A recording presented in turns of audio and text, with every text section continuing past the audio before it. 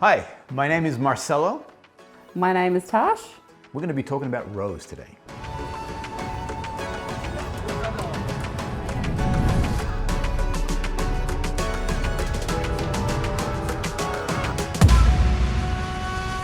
Today I thought we'll do something a little bit different. And early on, if you remember, I asked you, do you like rose fragrances? And you said yes. Right. Yes.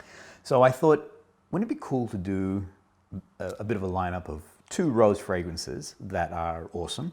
Mind you, there's a million really, really beautiful fragrances. But these 2 I'd like, actually, tell me about what's your take on rose? For me, rose is always sweet. Like, it's always a sweet smell. It reminds me of having flowers in my house. Right. Okay. You know, it's a beautiful smell when you walk into the home. Do you think it's an old woman smell? It's like an old lady smell? I wouldn't say old lady, I would say more mature. Okay, right. Like, because I love roses. Yeah. So, and it's interesting, actually. I need another disclaimer on this. It broke my heart. Last time I went with Tamarindo, you said it's an old woman's. And I did. What? I was thinking about it and I was like, oh, I told him he smelled like an old lady. That was brutal. Because I smelled it again afterwards. I went into a room and I'm like, it doesn't smell like an old woman. It smells To be fair, I actually went, once it settled and I went home, it didn't smell like an old lady to me. So I take that back. All right.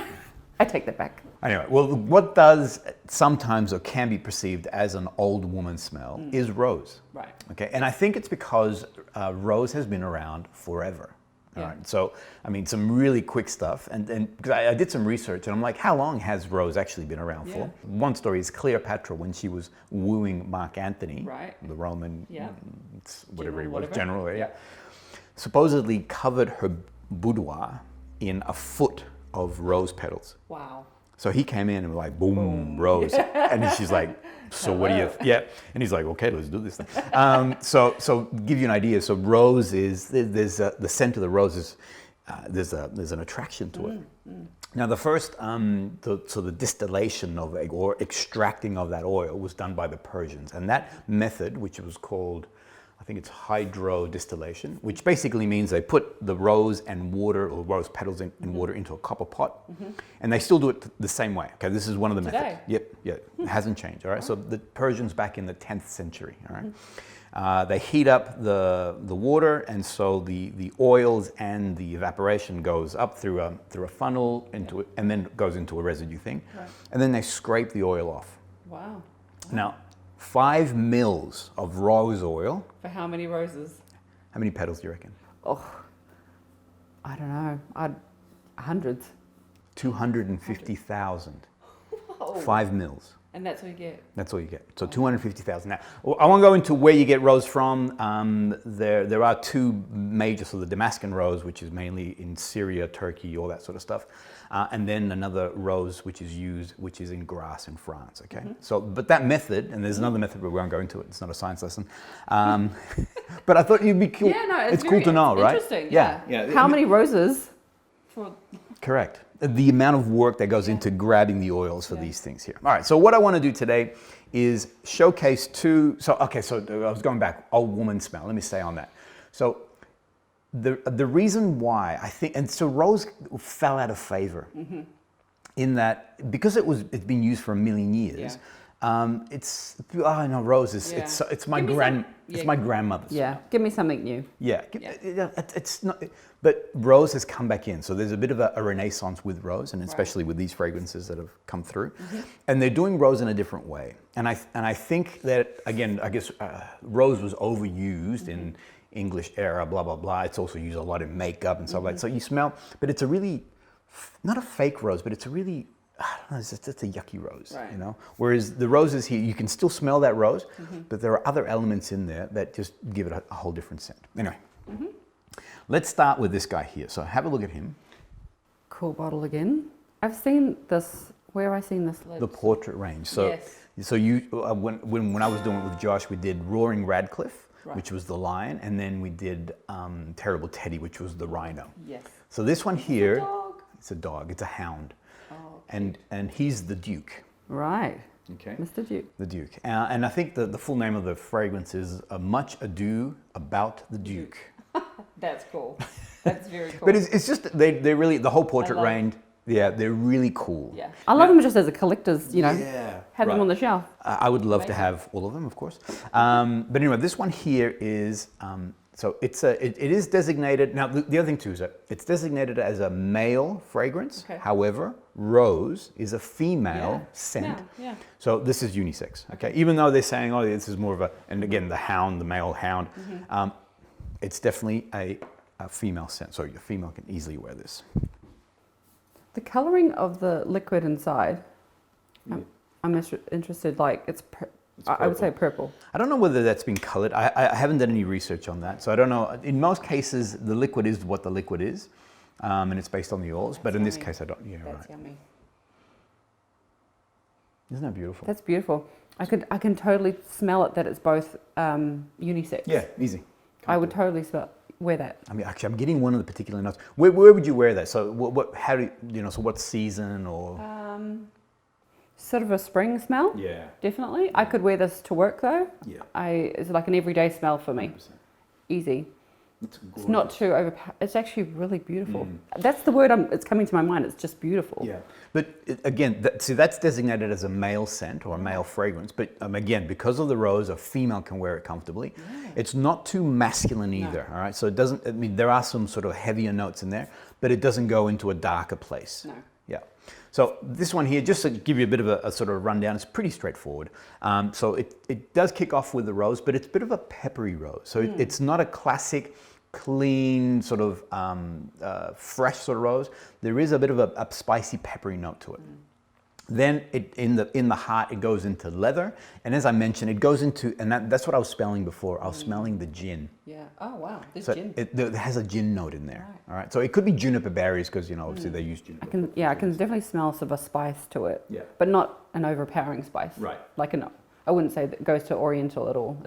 No, well, there's no vanilla in there, so it doesn't have that element to it.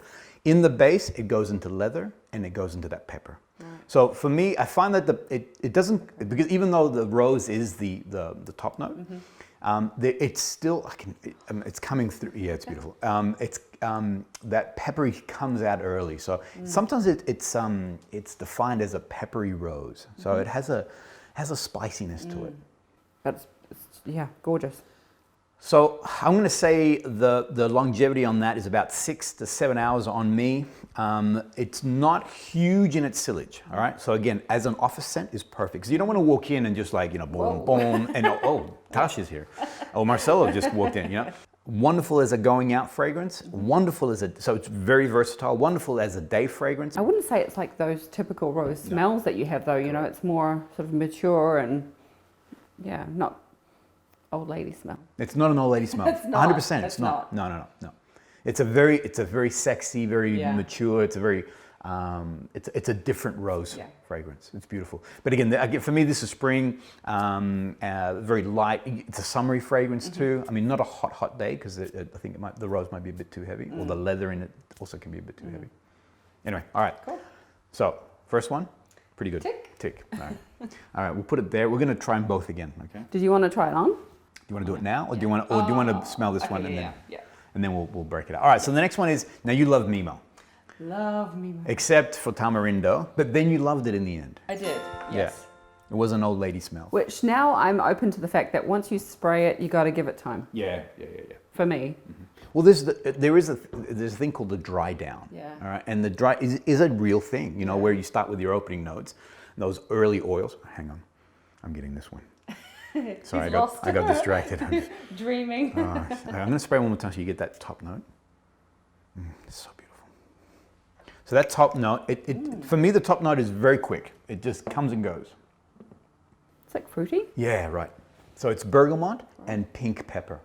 Right. So it's very quick. That opening note, it's boom, boom, and it's like, oh, wow, that's glorious. It's a citrus almost. But it quickly, for me, it goes into the second part of the fragrance. What do you think? Not lavender? No, not lavender. Definitely, it goes straight into rose. Straight into rose. So this one here is a French leather. Now, interestingly, I want to say tobacco as well, but no. No, leather. Ah. So leather in the leather, that's what it is. So it goes. So top notes are the bergamot and pink pepper. So again, it's a peppery sort of smell at the top. That bergamot is only very quick. Again, to my nose, yeah, the bergamot is very quick, and then it moves straight down. It goes, for me, I can smell the rose pretty quickly, so it goes into that heart note fairly fast. And I'm looking at things like juniper, there's rose in there, there is... like woodies? And then it goes into, there's like sage. I can't smell the sage, I have to be honest. I mean, in some of the other fragrances, I can pick up a bit of a sage, and this one here, not so much. But then it goes into those woody notes of cedar wood, it goes into leather, it goes into musk, it goes into vetiver. All those things I love. Yeah, right. Do MEMO always do leather? Well, this is their leather range. Okay. Yes. So it's always going to have some element of, right. So they did this interpretation of leather from different parts of the world. That's right. When I was in a masterclass for MEMO, and the actual person who was conducting the class was talking about how leather is interpreted in different ways around the world. And there was a woman in the masterclass who said that her mother used to have a lot of French leather bags. Because the person who was directing the class was saying that depending where you are in the world is how you scent your leather. Yes. Okay. And the French scent their leather with a bit of rose in it. And she said that when she smelt this, she instantly transported to her mother's bag when she would open it, and she could smell this leather with a hint of rose in it. And this is what this is about. Yeah, and this is beautiful. So again, I don't know personally, but it was said that the French like to scent their leather goods with a touch of rose. It's beautiful. This one here is gorgeous on skin. So this one here, on card, it's okay. For me, on card, it stays very rosy, whereas this, the Duke went into some other notes. You can smell some of those other elements. On card, this one stays very rose, but on skin, it really moves around. And you're just getting not a dirty leather, but you're getting this beautiful, soft, rosy leather. The leather comes out a little bit more, but that rose stays there. Beautiful. It's gorgeous scent. Let's spray it on. Let's spray it. All right, so why don't you try here? I'll give you this one. And I swear, I just want to have these just for collection. they're amazing. All right, so this one here is 389 for 100 mil. They're both Eau de Parfum. The MEMO one is $3.99, so about $400. But they are long lasting. This one here, you're getting 8 hours plus. It'll just go and go and go, to the point where you think the smell or the perfume has sort of faded out. And then someone else will come up to you and go, "Whoa, you're smelling really good. What's that?" And you're like, "Oh, French leather, my brother." So that one, it just goes and goes. This one here, like I said, for me, I'm getting probably about 6 or so hours with this one here. It just goes forever. This one, I feel definitely unisex, 100%. Yep. This one probably more on the masculine side. Right. For me. Okay. Funny, a lot of people actually find this very feminine. This one. Yeah. They find it, like I've read in some comments, they're like, "Oh, it's definitely a female fragrance." I'm like, maybe I'll wait it's for the definitely a male fragrance, and you know, so it plays on both. It plays on male and plays on female. Do you mind if I smell them on you? Yeah, see that's such a nice, such a beautiful, subtle too. Yeah, and I can smell the leather. Yeah. You're just getting that leather note in there, and that's spicy. Yeah. And that one's spicy. It's a rose, but it's a spicy rose. This one for me. This one's for you. Yeah. There you go. So rose. Oh, sorry. Go on. Taking it home. No, that's right. Not yet. So there you go. So rose can be, well, used to be old lady scent. Not anymore. There has been a renaissance. There's a lot of other great fragrances. Francis Cujon, which is an awesome perfumer, has just released, and I'd say just meaning the last maybe 6 months, 8 months, a rose for men. All right. And he's saying it's the ultimate rose for men. For me, these are nice. That one's a little bit too rosy. It's more of a spring, summery fragrance. It's a beautiful fragrance, but it's a little bit too light for me. So if you love rose, if you like that rose smell, these are 2 awesome fragrances that you can get into to come back into rose again. Try it out, guys. Peace.